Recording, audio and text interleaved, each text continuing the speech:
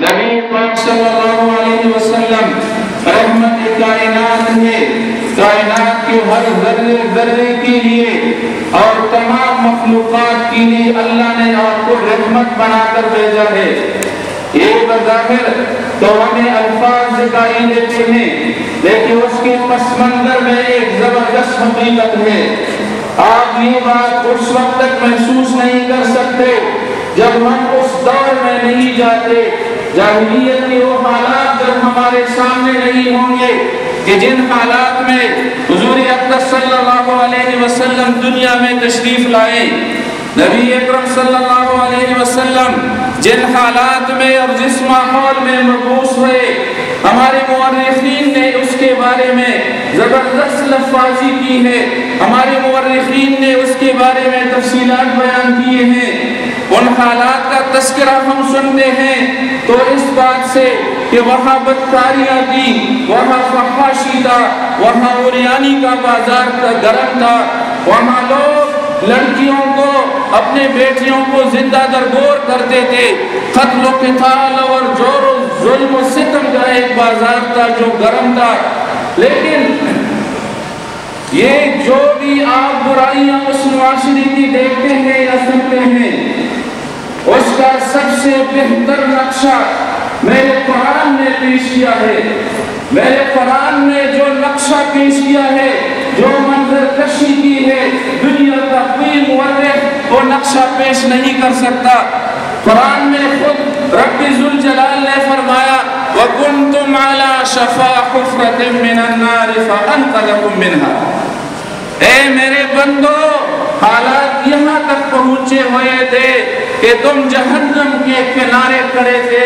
جہنم کے وادیوں کے کنارے پر تھے، تمہیں ایک دھکی کی ضرورت تھی اور تم جہنم کی اتھاہ گہرائیوں میں گر جاتے، لیکن میں نے کرم کیا، میں نے اپنی رحمتیں برسائی، میں نے اپنے رحمت للعالمین کو تمہارے درمیان میں مبعوث فرمایا، جس کی وجہ سے تم جہنم کے ان آگ سے اور عذاب الہی سے بچ گئے۔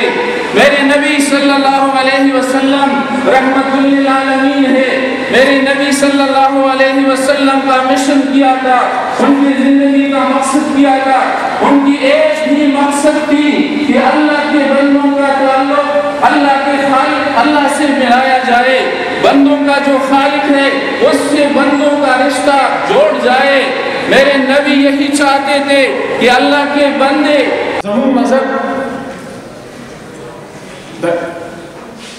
ایمانیات دا پارا اور دا اعمال دا پارا اختیار نیت دا والا شرط کرے۔ یہود ہو گیا یعرفونہ کما یعرفون ابناءہم، محمد رسول اللہ دا سے پیجنی لکہ خپل زامن چی پیجنی، قرآن دا سے نوی چپل اولاد نہ زامن لور تا سکتا سے توجہ نشی کرتے لیکن زوی تا چلوری خپل زامن چی سیدھے پیجنی نہ سے پیجنی ہو قرآن تا او اللہ تا او مسلمانان تا دا یہود ایمان کو تسلیم نہ دیتے، یہود ایمان نہ تسلیم ہے،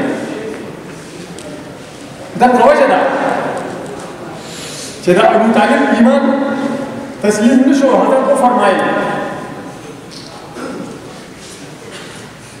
اخف العذاب یوم القیامت لأبی طالب، خفیف ترین عذاب بعد قیامت قرص ابو طالب تا ملے یکون فی زحزاح من النار، وقتوں کی منگوائی چڑھ چڑھ ابدی، چڑھ چڑھ ابدی، اگر بتا سکتا چڑھ چڑھ اور کی بھی ينتعل من عليه من النار فيغلي منه دماغه او كما قال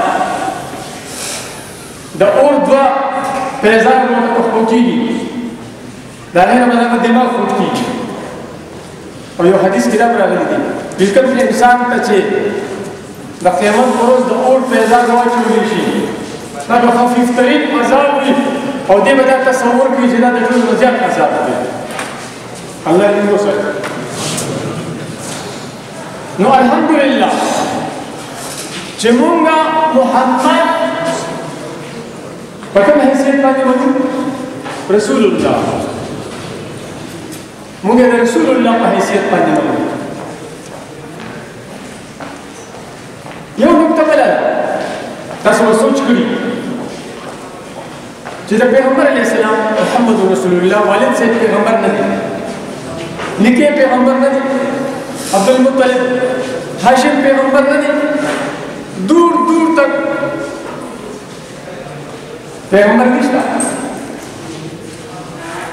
ابراهیم علیه السلام نه چې اسحاق علیه السلام، اسماعیل علیه السلام، اسحاق علیه السلام ډک را روان دي د پیغمبرانو، اور اسماعیل علیہ السلام تشرا روان دی، یہاں تک کہ محمد رسول اللہ مبعوث نظری پوری پیغمبر نشتا. اور داوی یوسف علیہ السلام پیغمبر، یعقوب علیہ السلام دا غفلار پیغمبر، داغنی کا پیغمبر اسحاق علیہ السلام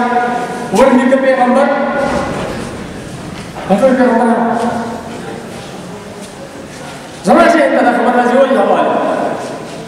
چې دې کې دې خبرې ته اشاره ده چې د پلار نیکه په حیثیت نه بلکې شان محمد مستقل شان دی. شان محمد مستقل او لغوي وجوهات دي، او په دې باندې هم الله پاک یو ضرب ولګو کوم چې د یهودو زعم دی چې چونکې پیغمبران پکې زیات دي نو دا اولی عقائد و دا اولی نظریات بالکل موردن. نحن ابناء الله من خدا اللہ زامن واحباؤه لن تمسنا النار اور من ندشی سے جلے. قرآن وردوی تلک امت قد خلت قل آئے قل خبرت ہے ستاشو سامان لے تخیو ڈالا دا بیو دا نیکانو قد خلق